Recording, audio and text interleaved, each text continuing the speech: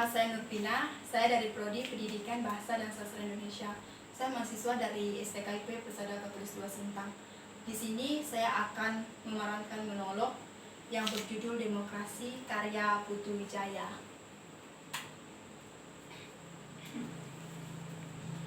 Saya mencintai demokrasi. Namun, karena saya hanya rakyat miskin, jadi saya tidak kelihatan seperti pejuang, apalagi pahlawan.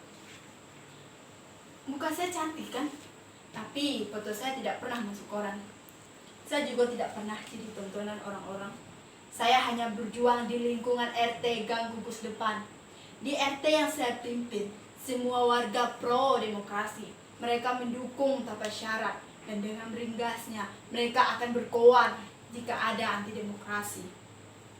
Nah, saya sebagai pencinta demokrasi dengan mudah untuk menggerakkan mereka untuk lebih maju mempertahankan demokrasi.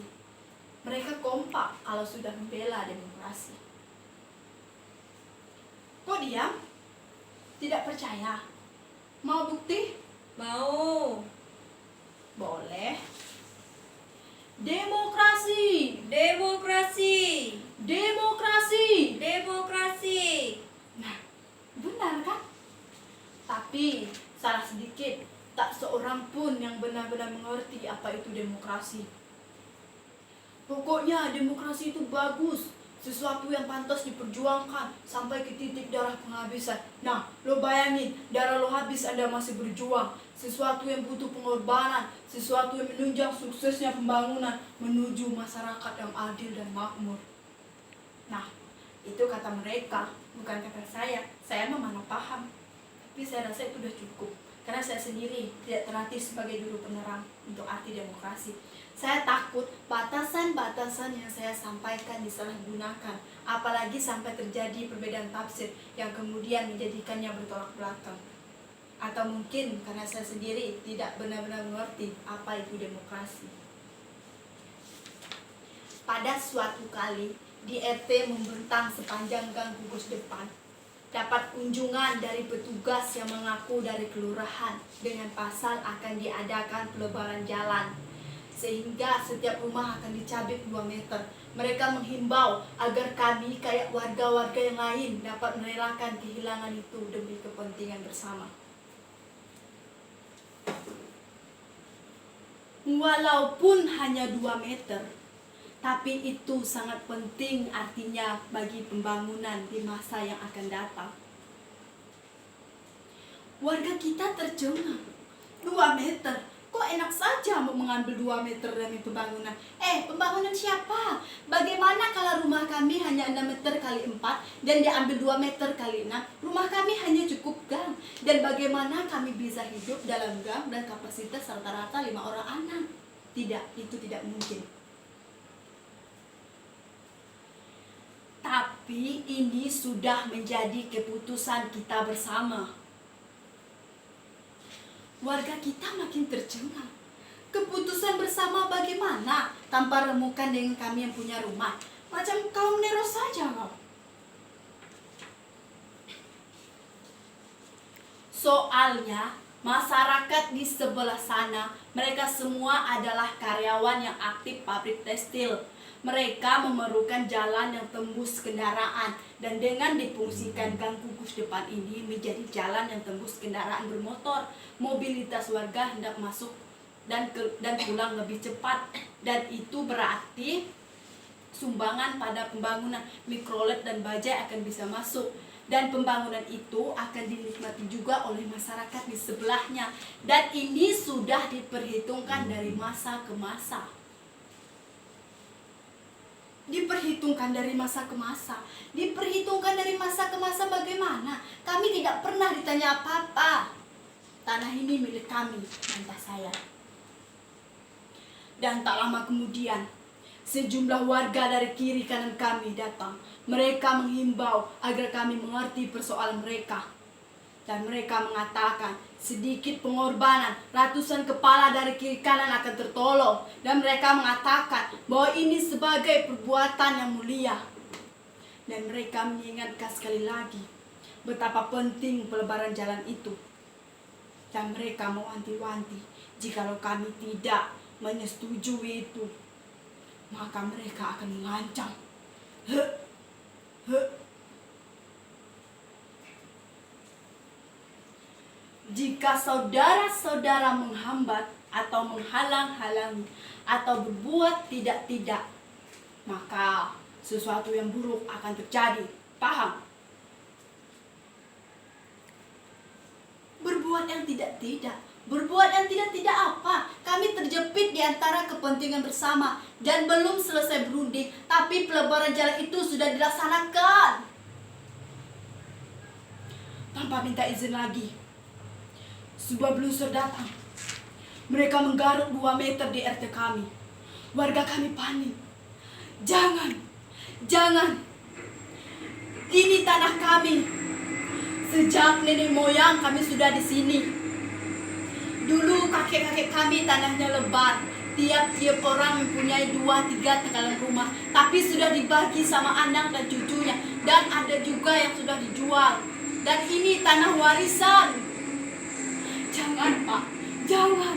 Tapi dosen itu tidak peduli. Dia tetap mengambil 2 meter. Jangan, Pak.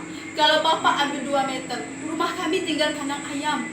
Kami tidak mau rumah kami dijadikan jalan. Dan kemana anak-anak kami akan berteduh? Jangan, Pak, jangan. Kita belum selesai berunding. Kami tidak pernah bilang setuju. Diganti berapapun kami tidak akan mau. Sebab ini tanah nenek moyang kami. Ini harta kami satu-satunya yang kami punya sekarang. Jangan, Pak, jangan. Tapi dosen itu tidak peduli. Dia tetap menyeruduk dengan buasnya. Supir itu tidak peduli. Dia hanya menjalankan tugas. Dan akhirnya kami tidak bisa diam saja. Kami terpaksa melawan. Saya tidak bisa mencegah warga rame-rame keluar dari rumah. Mereka berdiri di depan brosur. Ini tanah kami. Dan akan kami pertahankan mati-matian. Diganti ratusan juta pun kami tidak akan sudi. Sebab kami tidak mau pindah dari tempat nenek moyang kami. Dan akhirnya anak-anak dan ibu-ibu kami pasang di depan. Setelah itu orang tua, lalu saya dan bapak-bapak. Dan akhirnya supir itu ngever juga lihat kami. Dia turun dan berunding sama teman-temannya. Kami menunggu apa yang akan terjadi. Lama juga mereka berunding. Beberapa anak-anak main dan menghampiri brosur itu. Brosur itu masih bagus, baru dan kuat. Dan beberapa ibu-ibu di jalan menentengi anaknya. Saya sendiri pun mengambil keputusan untuk kencing karena kesaking tegangnya. Lalu setelah itu berunding pun selesai. Supir itu kembali naik ke atas brosur sambil tersenyum. Kami bernegah. Kami bersorak dalam hati. Yes, yes, yes. Akhirnya kalau kita sama-sama gigih, sesuatu akan berhasil. Pasti mereka sudah menyadari bahwa perbuatan mereka itu salah. Kami menunggu dengan deg-degan. Tiba-tiba sebuah mobil truk datang. Ada 10 orang laki-laki berpakaian seragam. Mereka turun meloncat. Kami senang melihatnya. Akhirnya aparat datang untuk melindungi rakyat. Tapi berbarengan dengan itu, brosur pun kembali diterjang untuk menggaruk tanah hidupnya. Anak-anak dan ibu-ibu menjerit. Ada anak-anak jatuh dan hampir kena garuk. Kami panik. Anak itu untung ada yang mengambil. Lalu dia tidak kenapa-napa. Asep dari bapak yang hampir kena garuk itu, dia ingin meloncat dan menarik supir itu. Tiba-tiba supir itu mengambil parang lalu membacok pada Asep. Asep pun jatuh berkumpulan darah. Keadaan jadi kacau. Ibu-ibu dan anak-anak lari. Mereka menyelamatkan diri. Saya dan bapak-bapak hampir ingin menyerang, tetapi semua mobil truk datang. Mereka kelihatan ganas. Mereka turun lalu menerjang kami. Saya kenal salah satunya. Dia adalah bajingan dari proyek Senen. Kami pun terpaksa mundur. Kami tidak melawan. Dan akhirnya saya mengambil keputusan untuk melarikan Asep ke rumah sakit.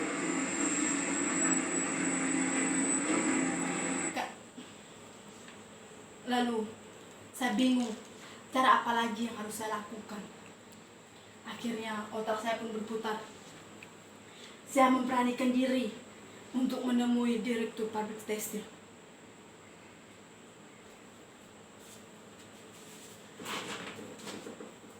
Saya mengenakan kebaya biar kelihatan sopan dan kelihatan dipandang. Tapi susah ya. Kalau orang kaya itu jarang ada di tempat. Namun setelah saya mengakui bahwa saya adalah dari kelurahan, dan akhirnya saya pun diterima.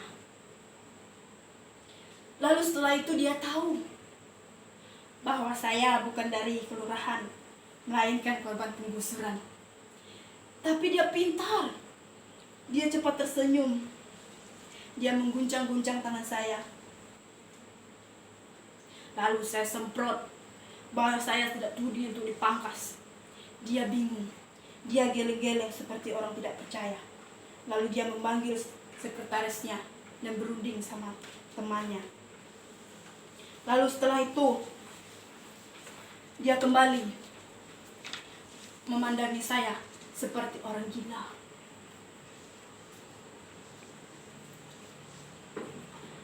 Tuhan Maha Besar.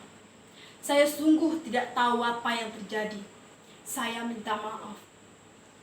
Para karyawan sudah dikasih uang transport. Jika mereka ingin jalan pintas, berarti mereka ingin menyelamatkan uang itu. Dan itu di luar tanggung jawab perusahaan. Dan pembuatan jalan itu di luar tanggung jawab kami. Saya minta maaf. Saya harap Anda mau menyampaikan permohonan maaf saya kepada warga. Saya mulai semewek. Sandiwara apa lagi ini? Saya bukan orang bodoh. Saya tidak mau dikibuli mentah-mentah. Saya tahu kalau dia hanya pura-pura. Mulutnya yang manis, tingkah lakunya yang sopan tidak bisa mengampuni saya. Lihat saja, saya bisa menghembus apa yang disembunyikannya lewat topengnya itu. Orang kaya raya begitu, berpendidikan tinggi, luas pandangannya, tidak mungkin tidak tahu apa yang terjadi. Dan tidak mungkin dia tidak paham arti 2 meter bagi kami. Meskipun bagi dia, 2 hektar itu seperti kupil. Orang yang sudah bolak-balik luar negeri, tidak mungkin tidak tahu. Saya sendiri sedikit tahu. Bukan para karyawannya yang ingin serakah menyelamatkan uang transport, tapi dia loh yang ingin mencampur pemukiman warga. Lihat saja, setelah jalan dibikin, uang transport akan di stop. Dan para karyawannya akan disuruh jalan kaki untuk datang ke kantor. Tai kucing, tai gedok. Sudah komplain berat begitu, mau menyelamatkan uang receh masih menyembelih rakyat. Saya tahu apa yang harus saya lakukan. Akan saya laporkan kepada rakyat. Dan akan saya laporkan kepada Jaksa Agung. Biar dia waktu masih kecil, waktu masih miskin, sering mampir ke warung saya. Biar orang seperti itu ditindas. Saya sudah sangat marah. Saya tidak bisa ngomong apa-apa lagi. Saya sudah siap untuk meledak. Tapi dia pintar. Dia semakin halus bicaranya. Dia memperlakukan saya seperti orang terhormat. Tapi saya tetap maju. Saya di sini berjuang. Dia mengguyurkan makanannya dari atas meja. Saya tolak. Saya ke sini bukan untuk bertamu, bukan untuk bertama-tama, tapi saya ke sini membawa suara rakyat. Saya menuntut keadilan, keadilan untuk kami. Kami tidak minta apa-apa. Kami hanya minta 2 meter tanah itu jangan diganggu. Itu hak kami. Tapi dia tetap menawarkan hidangan, kue-kue lezat yang ada di atas meja. Saya tidak sudi untuk menjamahnya. Sebelum tuntutan kami didengarkan, dia mulai bertanya, keluarga saya bagaimana, anak saya kelas berapa, dan dia mulai berbahasa basi menanyakan keadaan Asim. Saya mulai curiga ini. Dia tahu apa yang terjadi. Saya semakin bertekad. Saya tidak akan pergi dari kantor ini sebelum ada keputusan yang menguntungkan rakyat kecil. Hei bos, bagaimana? Kami sudah ditunggu oleh warga. Dia mengangguk, tanda dia mengerti. Dan dia mengulurkan sebuah kertas. Saya senang. Saya bersorak. Akhirnya, kunci dari segala-galanya adalah kegigihan. Jika kita sama-sama gentok, maka sesuatu akan berhasil. Saya mulai tersirat. Saya tidak mampu bernapas. Dia mengulurkan sebuah amplop warna coklat dan tebal. Saya tidak mampu bernapas. Dan di situ berisi tulisan 250 juta. Dan tulisan itu jatuh melayang setinggi dada saya. Saya gemetar. 250 juta. 250 juta. 250 kali saya hidup kembali pun saya tidak akan mampu menabung uang sebanyak ini. Ya Tuhan, betapa miskinnya saya. Dan mengapa saya tiba-tiba dituruni rezeki sebanyak ini? Ya ampun, 250 juta. Apa yang tidak bisa dibeli dengan uang sebanyak ini? Saya bisa perbaiki rumah. Saya bisa kredit motor dari tukang ojek. Saya bisa bayar SPP. Dan bisa kirim uang buat orang tua di kampung. Ya Tuhan, akhirnya Kau kabulkan doa saya setiap malam. Kau mengubah nasib kami agar kami tidak terjepit di tempat kumuh seperti ini. Saya gemetar. Saya tidak menanyakan berapa isi amplop itu. Dan saya tidak menanyakan berapa dan untuk apa 250 juta itu. Saya hanya menerima uluran tangannya. Lalu saya berdiri untuk pulang dari jalan belakang. Saya takut kalau amplopnya ditarik kembali. Namun setelah saya datang ke rumah, saya kumpulin semua warga. Saya ceritakan apa yang terjadi. Mereka senang dan akhirnya kehidupan kami pun mulai berubah. Lalu keesokan harinya, warga dari Gang Bungkus datang. Mereka ingin mendatangi saya. Mereka ingin menanyakan apa hasil keputusan saya dengan Pak Direktur. Dan selanjutnya, cara apa lagi yang harus dilakukan? Saya pun memberi wejangan. Saudara-saudara, warga-warga yang saya cintai, memang berat kehilangan 2 meter tanah dari sedikit yang kita miliki. Sangat berat, bahkan berat sekali. Tapi itu jauh lebih baik daripada kehilangan nyawa kita. Kita sebagai pendukung demokrasi sudah bertekad untuk merelakan apa saja demi tegaknya demokrasi. Maka kita sebagai pendukung demokrasi, kita harus selalu siap merelakan apapun itu. Dan di dalam demokrasi, suara terbanyaklah yang akan menang. Dan jika kita kalah, kita tidak boleh dongkol. Itu konsekuensi dalam mencintai demokrasi. Demi demokrasi, kita harus merelakan 2 meter untuk membangun jalan kita agar kehidupan kita ke depannya lebih baik lagi. Mereka tidak menjawab seperti yang saya katakan. Mereka semua adalah pembela-pembela demokrasi.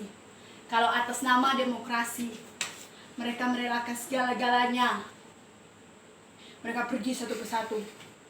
Hei, tunggu, saya belum selesai bicara. Tapi telinga mereka budek semua. Mereka tidak mau mendengarkan saya. Hei, tunggu. Mereka tidak memperdulikan tanpa rapat belum selesai. Mereka pergi semua dan tinggal saya sama orang tua. Dia bukannya suka sama saya, tetapi karena kakinya lagi kesemutan. Tapi setelah reda, dia lalu pergi sambil ngedumel. Jika demokrasi tidak menguntungkan rakyat kecil, maka saya menolak demokrasi. Dan dari sekarang, saya menolak demokrasi. Mulai saat itu, semua membenci demokrasi. Sejak saat itu, semua menolak demokrasi. Tinggal saya sendiri yang tetap tegar, yang tidak goyah oleh badai dan petir, yang tidak gentar oleh panas dan hujan, yang tetap berdiri di atas kaki saya. Setelah itu, habis mau siapa lagi kalau bukan saya? Daripada ini dikasihkan ke orang lain, selesai. Sekian monolog yang dapat saya sampaikan. Kurang dan lebihnya saya mohon maaf. Terima kasih.